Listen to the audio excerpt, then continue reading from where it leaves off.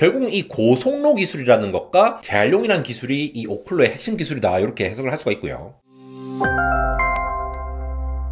네, 여러분 반갑습니다. 에러입니다. 여러분의 AI 어시스턴트 혹은 뭐 그림 그려주는 AI 같은 것들 전부 다 전기요금이 어마어마하게 드는 전기 먹는 하마라는 사실 제가 늘 말씀드리죠. AI 인프라가 쫙 깔리면서 세상을 완전히 바꿔놓고 있지만 그 뒤에서 이 클라우드 기반, 그러니까 데이터 센터가 이 전기를 엄청나게 빨아들이고 있는데요. 결국 이 전력 문제를 해결하지 못하면은 우리나라의 GPU가 아무리 많이 들어와도, 그리고 AI 시대의 계속된 발전이 멈출 수도 있습니다. 오늘 소개해드릴 기업이 바로 오클로인데, 이 문제를 이제 해결하기 위해서 굉장히 대담한 해법을 제시한 회사죠. 데이터 센터 바로 옆에 초소형 원자력 발전소를 짓겠다는 겁니다. 이미 사실 유명한 기업이기도 한데 또 모르시는 분들을 위해서, 그리고 자세히는 잘 모르셨던 분들을 위해서 준비를 했는데요. 대체 이 오클로라는 회사가 왜 주목을 받고 있는지, 어떤 기술을 가진 회사인지, 또 어떻게 AI 시대의 이 코어가 될 수 있는 데이터 센터에 전력을 공급을 하겠다라는 것인지, 그리고 제일 중요한 건 이거죠. 이게 진짜로 이게 실현이 가능한 건가? 이런 부분들. GPU도 병목이고 HBM도 병목이고 굉장히 다양한 것들이 병목이지만 결국 이거를 구동할 수 있는 에너지 자체가 지금 바틀렉인 상황에서 요거를 정면으로 돌파하려고 하는 이 오클로라는 기업에 대해서 한번 알아보도록 하시죠. 우리나라에서는 아직 왈가왈부 말이 많지만 AI 시대가 들어오면서 다시 이 빅테크 기업들의 이 투자와 관련해서 폭발적인 전력 수요에 대응하려면은 결국은 뭔가 작고 안전하게 설치할 수 있는, 그리고 유연하게 설치할 수 있고 스케일링이 가능한 소형 모듈 원자로 SMR이 주목을 받고 있습니다. 이게 기존의 이 대형 원전 같은 것들이 뭐 10년 이상 이제 건설 기간도 필요하고 굉장히 오래 걸리는 반면에 주요 기기를 하나의 용기 안에 딱 통합을 해가지고 말 그대로 소형 원자로를 만든다라고 하는 거죠. 그래서 건물 짓고 뭐 이런 개념이 아니라 공장에서 미리 제작해갖고 현장에서 딱 조립해서 건설 기간과 비용을 획기적으로 줄일 수 있으니까 그만큼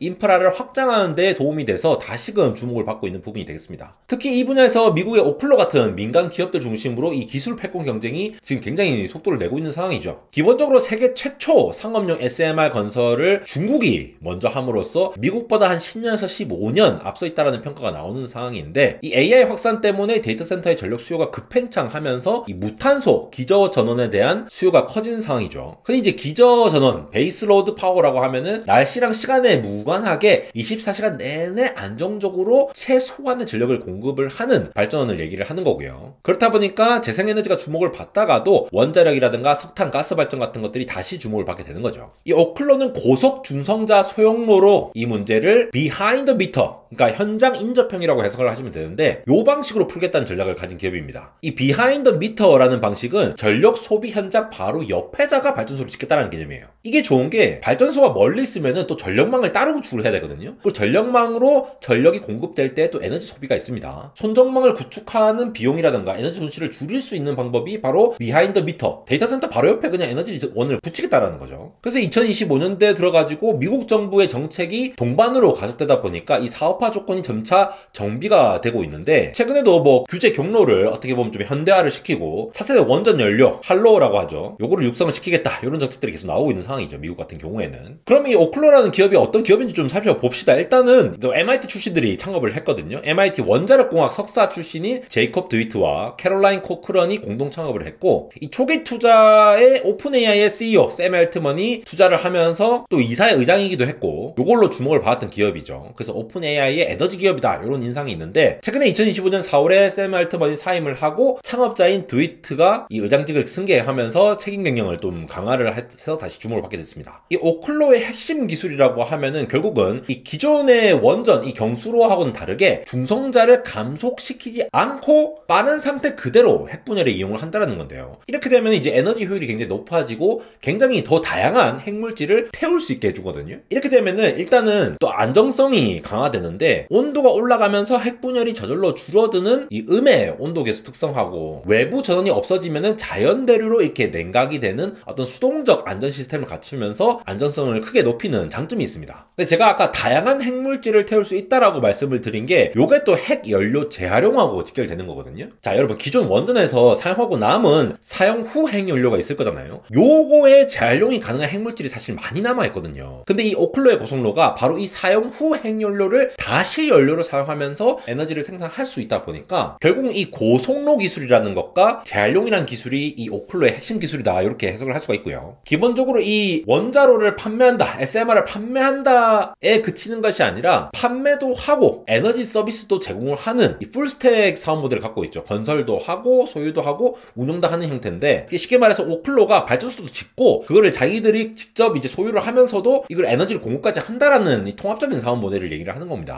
그래서 예를 들어 이 에너지를 쓰고 싶다라고 하면은 이 발전 사업자와 고객이 정해진 가격으로 이제 어느 기간 동안 이 전력을 구매하겠습니다라고 약속을 하는 형태로 가는 거죠. 예를 들어 이제 데이터 센터 기업인 스위치가 이 마스터 파워 협정을 맺었던 것을 볼 수가 있죠. 근데 이게 참 데이터 센터라고 하는 것이 결국 국방이라든가 연료 공급망과 관련된 굉장히 그 전략적 동맹이라고 볼 수가 있는데, 기본적으로 빅테크들은 지금 전력난이 엄청나게 나타나고 있잖아요. 그럼 오라클 같은 경우에는 오픈 AI와 스타게이트 프로젝트를 같이 추진하고 있는 기업이다 보니까 이 오픈 AI와의 기존 이 샘알트만 중심으로 한 이 오클로를 통해서 오라클의 이 기가와트급의 엄청난 전력을 확보를 할 수 있는 가능성이 있을 거고, 메타 같은 경우에도 2025년에만 650억 달러를 투자해서 데이터 센터를 구축하죠. 지금 이제 맨하탄 크기의 하이페리온이라는 엄청난 크기의 이 데이터 센터가 기본적으로 전력을 어마어마하게 요구를 하겠죠. 거기에다가 이 오클로는 데이터 센터 저 바로 옆에다가 발전소를 지어가지고 전력을 쭉쭉쭉 공급하는 형태로 가니까 이 버티브 같은 이 원자로 폐열을 냉각에 재활용한다라거나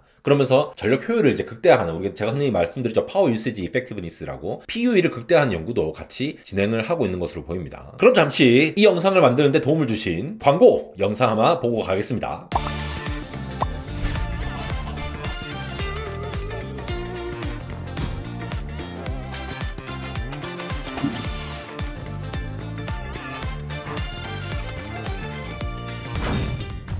딱 국방과도 오클로가 관련이 있어요. 예를 들어 알래스카 알슨 공군기지에 전력도 거기를 이제 공급을 해야 되잖아요. 알래스카 같은 지역에. 그래서 이 오클로가 이 프로젝트로 후속 절차를 진행 중인데, 굉장히 그 혹한 지역이라든가 이제 따로 떨어진 지역들, 이런 데서 원활한 이 전력 공급이 안 되는데 이 모듈형 원자로를 딱 넣어가지고 자 오클로가 얼마나 잘하고 있냐 보자, 이렇게 좀 해석을 할 수 있는 프로젝트가 진행 중이고요. 오클로가 미 에너지부, 흔히 이제 DOE라고 하죠. US DOE랑 굉장히 이제 협력을 많이 하는데, 단기적으로는 봤을 때 미 에너지 DOE의 재고나 민간 기업이 생산하는 초기 물량의 이 할로우 연료를 활용을 해가지고, 할레우라고 하면 이제 고농축 우라늄이라고 보면 되는데, 이 기존의 원전 연료가 5% 미만이거든요. 근데 이제 농축도를 더 진하게 만드는 걸 20%까지 올려가지고, 이러면 고성능 연료가 되는데, 요거 때문에도 최근에 관련된 뭐 센트러스 에너지라든가 다양한 기업들이 또 주목을 받았죠. 왜냐면은 러시아와 상대해서 요걸 또 잘 확보를 하려는, 연료 공급을 하려는 이런 것들이 얘기가 많이 나오다 보니까. 근데 결국은 오클로가 이 장기적으로는 이 DOE 사업에 선정이 되었고, 테네시의 자체 연료 재활용 센터 건설을 추진하는 여러가지 연료 자립 로드맵을 병행하고 있는 상황이 되겠습니다. 미국이 주도하에 이 오클로 기업이 핵심적인 자원으로서 들어갔다라고 보시면 되겠죠. 결국 오클로가 차세대 원자로 자체보다 데이터 센터에 최적화된 어떤 전원 체계를 통합 설계한 에너지 인프라 기업이라고 볼 수가 있는데, 지금 이제 규제라든가 어떤 연료 초기 사례 같은 구축 같은 소식들을 잘 들어봐야겠죠. 이런 3대 리스크를 성공적으로 돌파를 한다면은 지금 전력이 안 그래도 부족한데 AI 인프라 시장에 전력을 담당하는 어떤 구조적으로 수요를 받을 수밖에 없는 요 선점할 잠재력이 매우 크다라는 평가를 받고 있어서 지금 시장에서도 많이 주목을 한다라고 볼 수가 있겠죠. 더군다나 이게 미국의 등을 얻고 있다라는 게 가장 큰 점인데, 기본적으로 미국의 기술 패권의 전략의 일부죠. 중국이 원자력 관련해서 뭔가 앞서 있다, 10년 이상 앞서 있다, 이런 분석들이 나오다 보니까 그냥 오클로가 단순히 뭐 MIT 동문들이 나와가지고 지금 핫한 뭐 스타트업이다, 이런 개념이 아니라 미국의 에너지 패권을 회복시키겠다라는 개념으로서 이 에너지 자립과 관련된 내용들을 좀 중심적으로 해서 오클로가 더욱더 주목을 받는다, 이렇게 보실 수가 있을 것 같고, 또 이렇게 보면은 이 원자력계 사스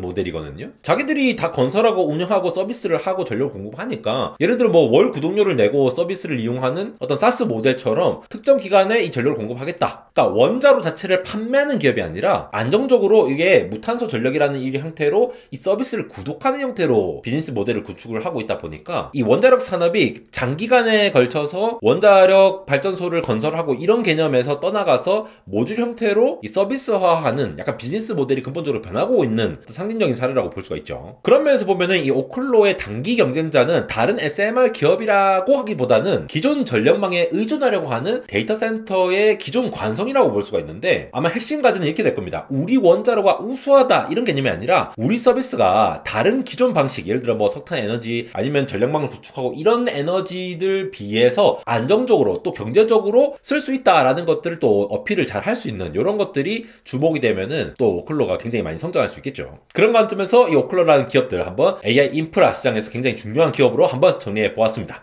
지금까지 에러였습니다.